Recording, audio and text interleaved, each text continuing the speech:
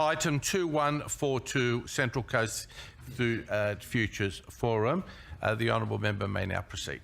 Thank you, Mr President. I move private member's motion number 2142, standing in my name, relating to the Central Coast Food Futures Forum. Now, off you go. Off you go, Tiger. Thank you, Mr President.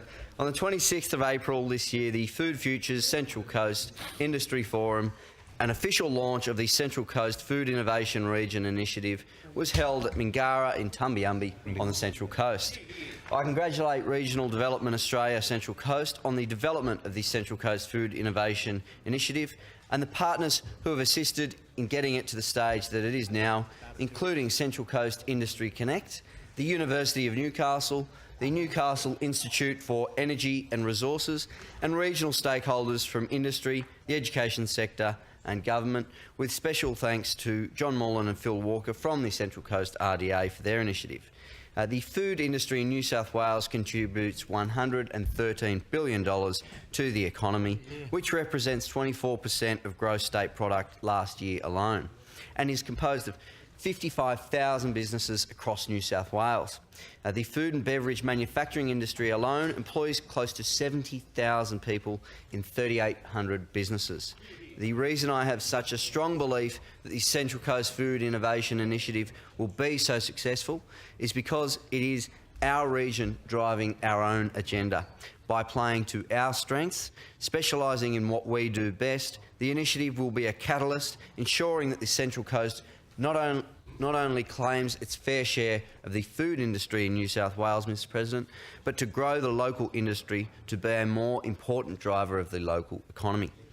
The initiative identifies that this can be done by attracting new businesses and R&D capability, growing the food manufacturing base in the region through relocations and the growth of existing manufacturers and encouraging startups and food entrepreneurs. There are a number of success stories of food producers, manufacturers and restaurants on the Central Coast, Mr President.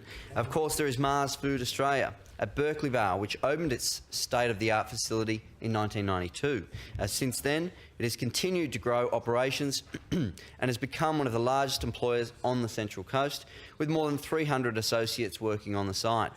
The majority of well over 90%, I am informed 99% of Mars Food Australia products are manufactured at that very site in Berkeley Vale on the Central Coast, with many high-quality ingredients sourced from reputable Australian suppliers and local Australian farmers. Any Milky Bars? With a turnover exceeding $1 billion, Mars Food is one of Australia's leading consumer brands, supplying local and export customers with high-quality food and also pet care, chocolate, gum and confectionery products. They export to more than 30 countries around the world. Lowe's TC is an Australian-owned expert agri-science business and a global industry leader in plant tissue culture propagation.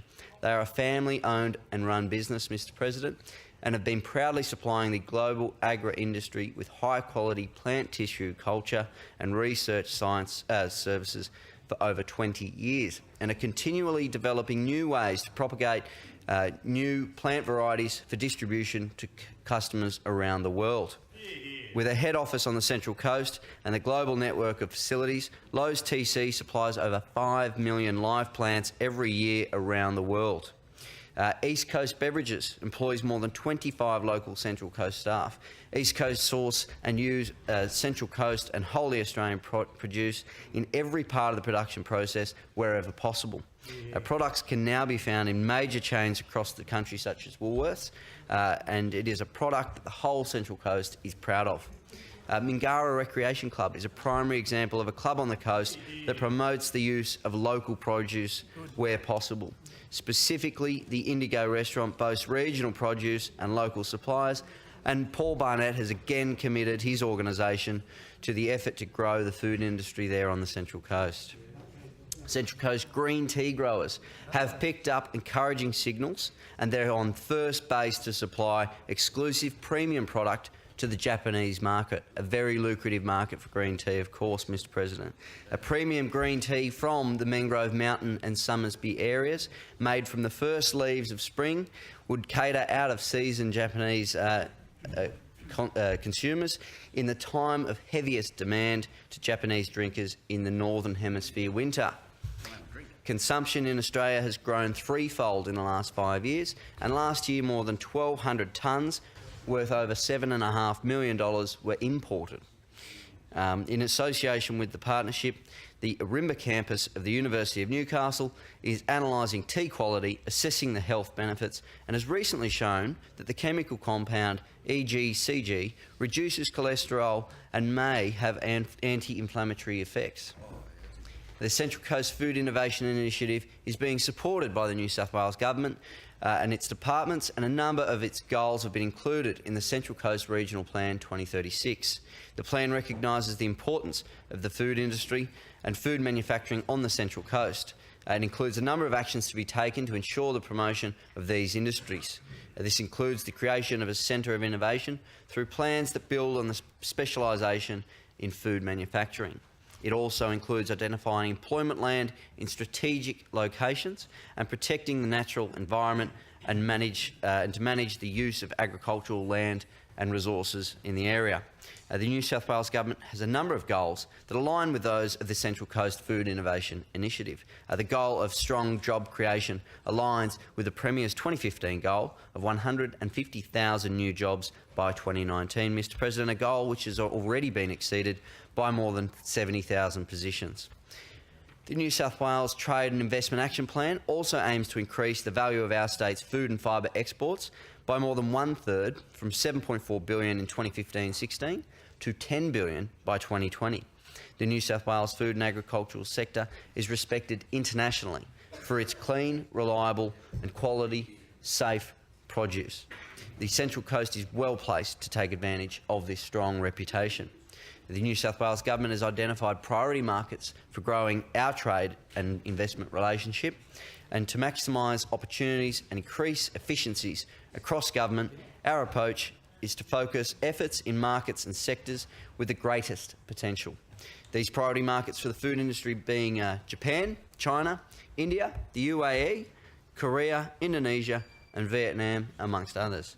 The Central Coast Food Innovation Initiative recognises that exporting our product is key to growing the food industry for our region. Ensuring international export preparedness will be one of the goals of the Food Innovation Centre.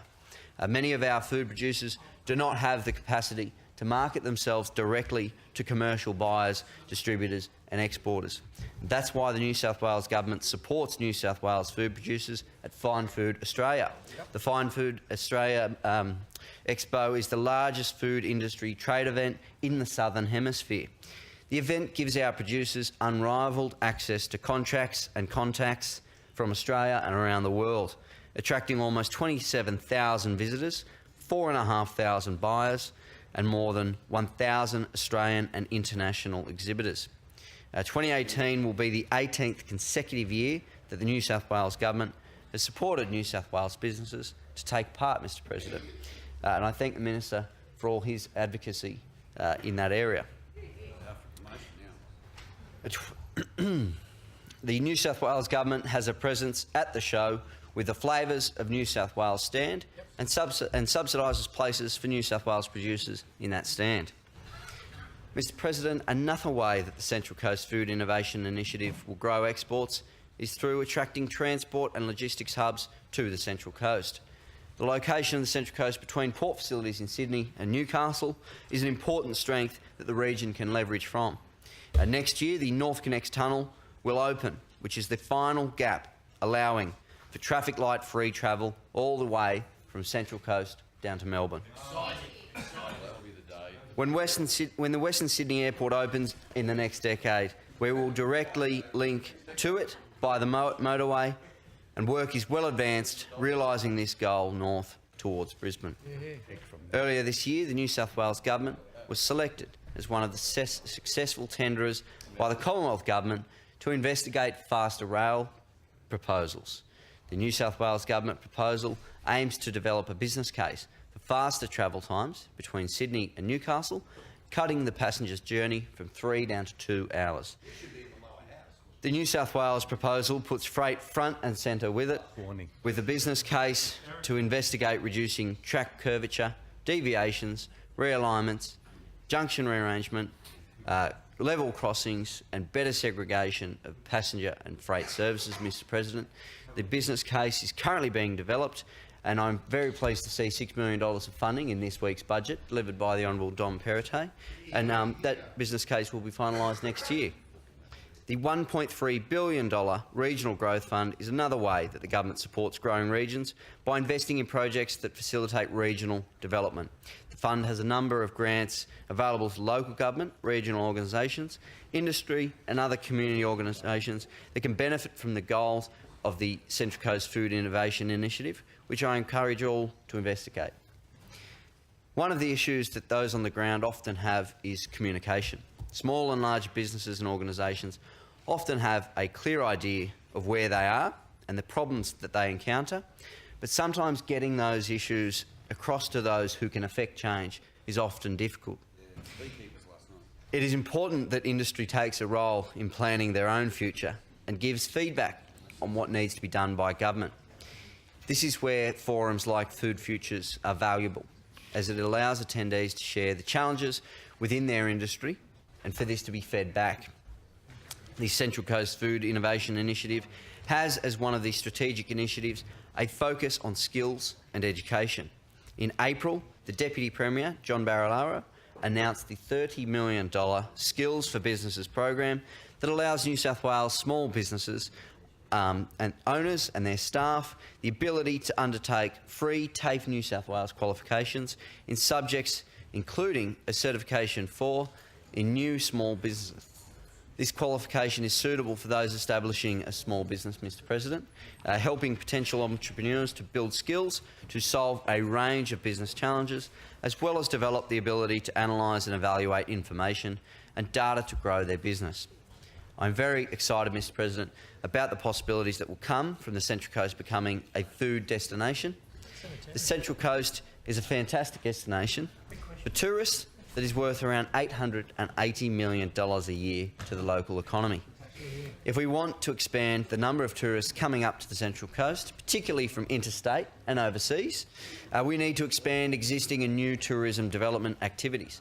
We know that the Hunter Valley has benefited from tourists visiting its wineries, with more international wine tourists visiting there more than any other region in New South Wales, with 955,000 overseas visitor nights spent there in 2015 alone. On the 9th and 10th of June, the Central Coast Harvest Festival was held up on the plateau, or the mountains area as it's known, of the Central Coast. The festival is held at multiple locations, allowing attendees to follow a trail and experience various free activities, entertainment and experiences, as well as the outdoor food experiences up and down Route 33. Festival goers were able to talk to local farmers, taste their produce and enjoy the sights and sounds of our region. The inaugural 2015 festival attracted over 10,000 visitors, incredibly successful for a first time, and the 2018 festival was well attended despite the very poor weather we had on the weekend. I attended this year's festival with the Federal Member for Robertson Lucy Wicks MP and Central Coast Councillor Gilly Pillen, and we distributed seed starter kits to visitors, with the children in the area loving that particular activity that day. One of the seed starters we gave out was coriander, which received mixed feedback. This year's Harvest Festival was supported by a $20,000 grant from Destination New South Wales, which was a huge contribution to the success of the event. The Central Coast Mayor said, "We welcome the continued support of the New South Wales Government for the Harvest Festival Central Coast and praised its efforts in boosting tourism in regional New South Wales." Harvest Festival Central Coast is an important event that Council runs for the region, and it has been developed to link directly with local farmers and businesses to promote our region's quality produce and showcase a unique hinterland to visitors. I'm very pleased to see the Mayor's support for this particular project. Tourism in the region is vital to keeping our local businesses going and growing as our area expands and we work towards our 2036 plan. Mr President, I invite all members, including those from the crossbench, to come up to the Harvest Trail next year. I particularly would like to thank the local Chamber of Commerce, Lorraine and Roger Wilson, for their advocacy for the Harvest Trail. We are looking on expanding the Harvest Trail to running all year round, so that those, particularly from Sydney, can find their way towards the Hunter Valley wineries by visiting Central Coast food businesses on their way through, not just driving up the F3 and bypassing our area. Get in and have a look around. That's right, Mr. That's right, Mr. President. I acknowledge the interjection by the minister to get off the F3, have a look around, I think he spend meant some time, spend some time for something else now. There are far too many interjections. Keep going. Member has the call. Well done. Thank you, Mr. President. I appreciate it. Been 12 o'clock. We appreciate it. Time and time again, we do hear of the need for more jobs in our area, and I'm pleased to see this investment from our government, the support from the local council, but most of all, the small businesses in the area that support their Chamber of Commerce in pushing these events time after time. There are growing events backed by our small businesses, backed by our medium businesses. As I mentioned before, Mars Food. We have Sanitarium, which is a very large employer towards the north of the Central Coast. Keep going. Keep going. Keep going. Let's keep going. Keep going. Keep talking. Thank you. And I Tell us about, what about Sanitarium? How many Weet-Bix do you do?